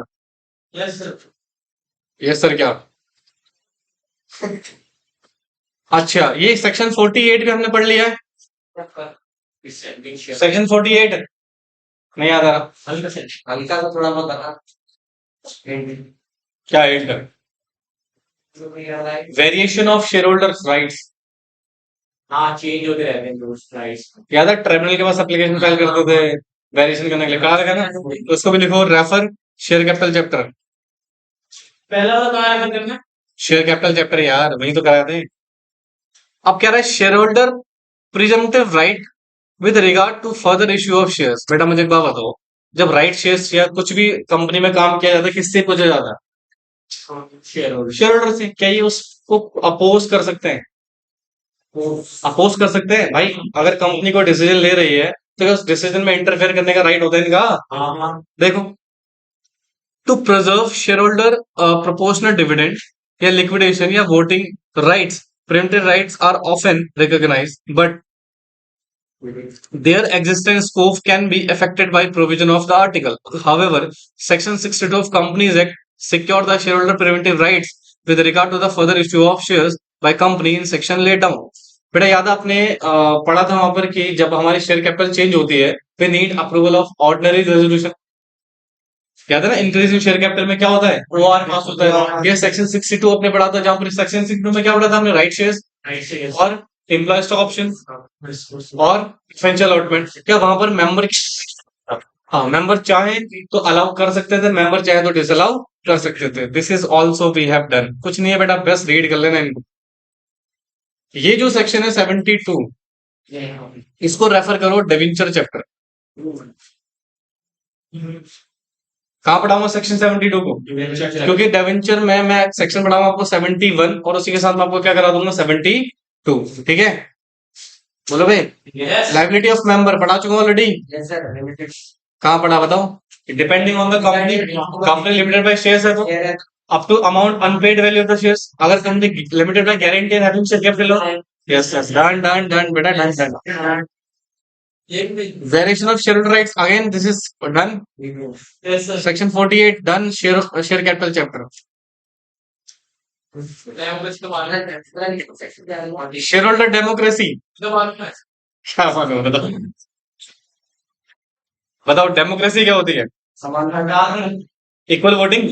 हाँ देखो, the concept of shareholder democracy in present day corporate world denotes the shareholder supremacy. Obvious बात है, in the governance of the business and affairs of the corporate sector either directly through elective representation। बोलो बेटे, क्या होता है? Rule of people. यहाँ पर राज किसका चलेगा? लोगों का, पर्टिकुलर पर्सन का नहीं। By people and for the people, यानी कि क्या है बेटा? By the people and for the people. In the context of share holder democracy means rule of share holder by shareholder, ठीक है, for the share holder in corporate enterprises to which the share holder belongs. Precisely, it is the right to speak, congregate and communicate with the co-shareholder and learn the about the। देखो बेटा, जब भी company में कोई decision लिया जाएगा, क्या वो सभी डिसीजन बेटा मेंबर के थ्रू लिया जाएगा? यस। और मेंबर या तो एजीएम में डिसीजन लेगी या किस में लेगी? एजीएम में। तो यानी कि सारा का सारा काम किस तरीके से हो रहा है? डेमोक्रेटिक तरीके से। किसके तरीके पे? डेमोक्रेटिक तरीके से। समझ में आया? Yes. Okay, this is also done. हाँ, सेक्शन 179 जब मैं बोर्ड ऑफ डायरेक्टर का चैप्टर कराऊंगा वहां बताऊंगा कुछ राइट्स में शेयर होल्डर का इंटरफेरेंस नहीं होता है, डायरेक्टर स्वतंत्र है कुछ केसेस में सेल्फ डिसीजन लेने के लिए। कहां पढ़ेंगे बेटा वो? सेक्शन 179 बोर्ड ऑफ डायरेक्टर के चैप्टर में। क्या लिखा हुआ? Few business which are required to transact by shareholder. Again ये पूरे कंपनी एक्ट में पढ़ोगे कौन कौन से बिजनेस है जहां पर सिर्फ शेयर होल्डर ही डिसीजन लेंगे। पहला देखो क्या लिखा हुआ है? Alteration of memorandum, alteration of article, कौन लेता है डिसीजन? Share holder. भाई मुझे एक बात बताओ, आर्टिकल जब अल्टर हो रहा है तो क्या रेजोल्यूशन पास होता है? ऐसा। मेमोरेंडम जब अल्टर होता है कभी कभी ओआर, कभी कभी ऐसा। सिचुएशन देना सेक्शन 13 में पढ़ा था आपने भाई। Further issue of share Surat member, बोले यार नहीं समझ में आ रहा? अच्छा, uncalled capital reserve of the called कर रहे हो वाइंडिंग अप के टाइम तो ऐसा होगा। Reduce share capital, reduce reduction का सेक्शन क्या था? 66 क्या पास होता था रिडक्शन में? ऐसा। बोलो यार, रजिस्टर ऑफिस को शिफ्ट कर रहे हो आउटसाइड द लोकल लिमिट, ऐसा। तो ये सारी चीजें हम ऑलरेडी डिस्कस कर चुके हैं बेटा। Done done done done done. अगला कॉन्सेप्ट क्या है? Agreement, share holder agreement. पहले मुझे बताओ यहाँ तक कोई दिक्कत? दिक्कत क्या होगा?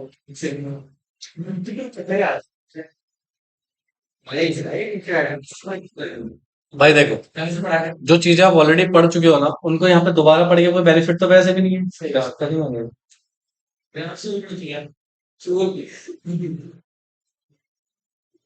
बोलो बेटे।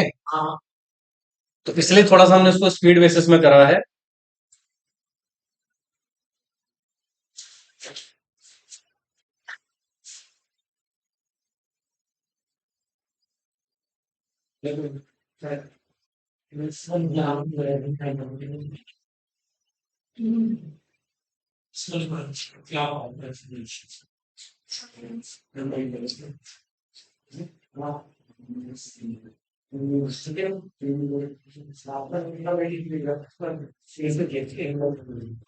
राहुल प्लीज सर हटा दो बेटा आराम से दो।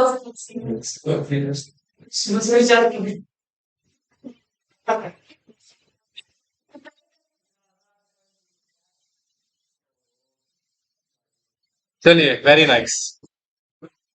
क्या लिखा हुआ है? Share holders agreement. क्या लिखा बेटा? Share holders agreement. सुनना। अच्छा, शेयर होल्डर एग्रीमेंट का मतलब क्या होता है? शेयर होल्डर क्या एग्रीमेंट? भैया सिंपल सी बात है, एक कंपनी दूसरी कंपनी के साथ क्या कर रही है बेटा, टाई अप कर रही है, शेयर होल्डर एग्रीमेंट बनेगा। भाई शेयर ट्रांसफर करोगे तभी तो सिचुएशन चलेगी ना। हाँ तो देखो तो कह रहा है share holder agreement is quite common in business. In India, shareholder agreement have gained popularity and currency only lately, the bloom of the never form of the business. कहते हैं these are numerous situation where such agreement are entered into families company. कौन सी companies बनाती है बेटा agreement? Family company, जेवी company, जेवी मतलब joint venture company, venture capital investment, private equity investment, strategic alliance etcetera. Share holder agreement क्या है? Contractual arrangement है बेटा between shareholder and company describing how the company should operate and defining the inter से shareholder rights। बोलो बेटे। हाँ जी, यानी कि यहाँ पर दो लोग पार्टनरशिप कर रहे हैं तो आपस में शेयर ट्रांसफर करेंगे ना, तो जब शेयर ट्रांसफर करेंगे तो क्या बनाएंगे? शेयर होल्डर है।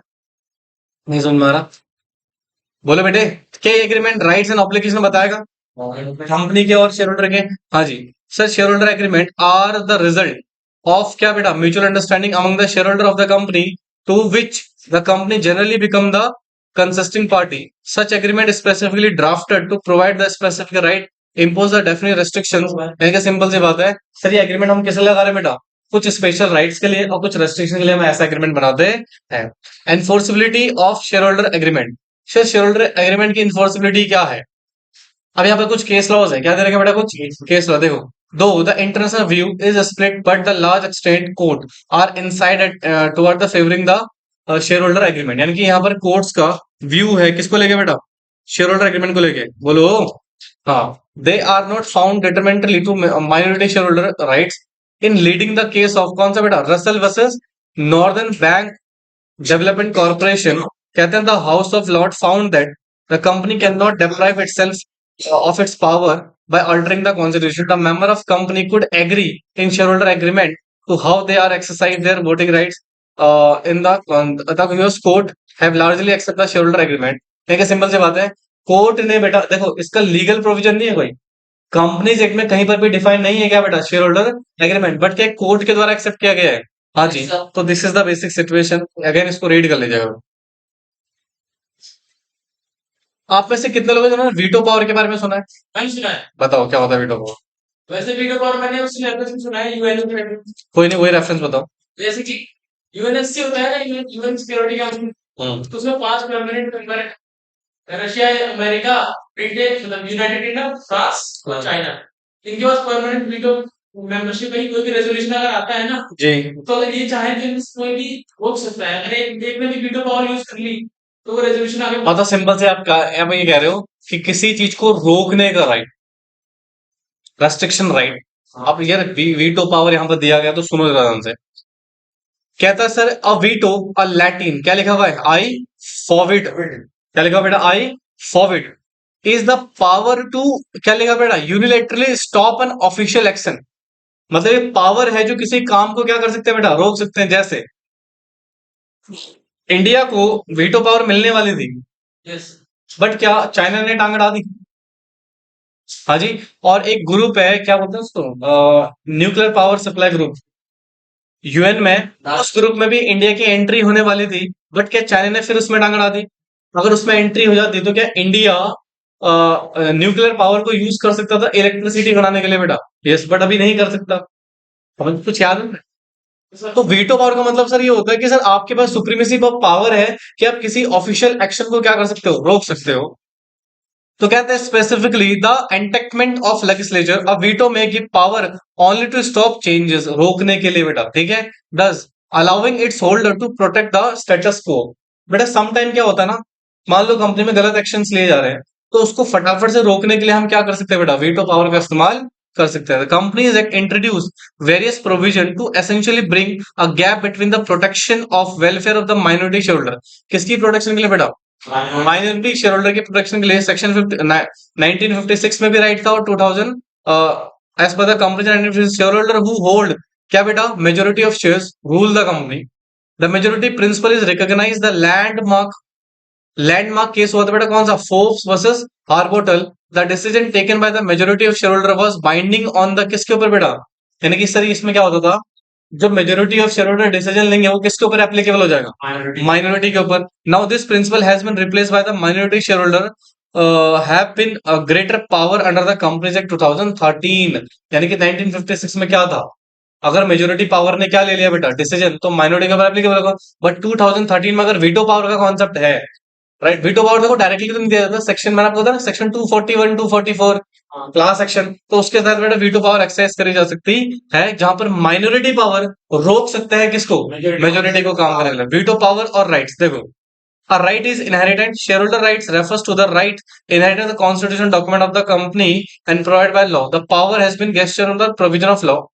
As per the provision of companies, there is some resemblance where the management can take decision their own by virtue of law. However, there is some instances where the consent of the minor shareholder is mandatory to approve the decision and transaction set to be veto power or the rights of shareholder. समझे, मतलब simple सी बात है, director कुछ काम तो खुद कर सकते हैं, बट कुछ काम करने के लिए उनको किसकी जरूरत पड़ेगी बेटा। हाँ, तो एक तरीके से किसको शो कर रहा है, वीटो पावर। कहते हैं for instance in case of क्या बेटा, related party transaction, promoter who are majority of share holder can not vote resolution in case of related party transaction. ठीक है, तो आपको यहाँ पर अदर मेंबर की भी जरूरत पड़ेगी वोटिंग की, समझे। कितना परसेंट बेटा, 90%। 90% का बहुत ज्यादा मेजोरिटी हो गया। हाँ, state that under the section 188, या आपने 188 में पढ़ना ही आगे चल के, समझ में आया। अब नीचे क्या लिखा हुआ, veto power in casting vote. बेटा वीटो पावर और कास्टिंग वोट में क्या डिफरेंस है, देखो वीटो पावर तो समझ में आ गया। कास्टिंग वोट क्या होता है, सुनो, जब मान लो मीटिंग हो रही है, 5 लोगों ने यस बोला, 5 लोगों ने नो बोला, रेजोल्यूशन पास होगा क्या, नहीं। अब सर चेयरमैन के पास ना एक एडिशनल वोटिंग राइट होता है, जिसको हम क्या बोलते हैं, कास्टिंग वोट। यानी कि चेयरमैन के पास एक एक्स्ट्रा वोट होगा कि वो चाहे फेयरवेल यस के फेवर में बोल दे या नो के फेवर में बोल दे। अगर उसने नो बोल दिया तो रेजोल्यूशन पास नहीं होगा, यस बोल दिया तो रेजोल्यूशन पास हो जाएगा। समझ में आया। तो कास्टिंग वोट का मतलब किसके पास होता है, ये चेयरमैन। तो उसमें 2 वोट हाँ जी सर, 1 एडिशनल वोट। हर केस में नहीं नहीं नहीं नहीं, सिर्फ उस केस में जहां डेडलॉक फंसेगा। डेडलॉक मतलब जहाँ दोनों 50-50%, कोई रेजोल्यूशन पास ही नहीं होगा। क्लियर है, नहीं ना, पढ़ लेना इसको खुद ही। क्या करो सुमान, वीटो राइट्स एंड कंट्रोल, ये भी पढ़ लेना खुद ही।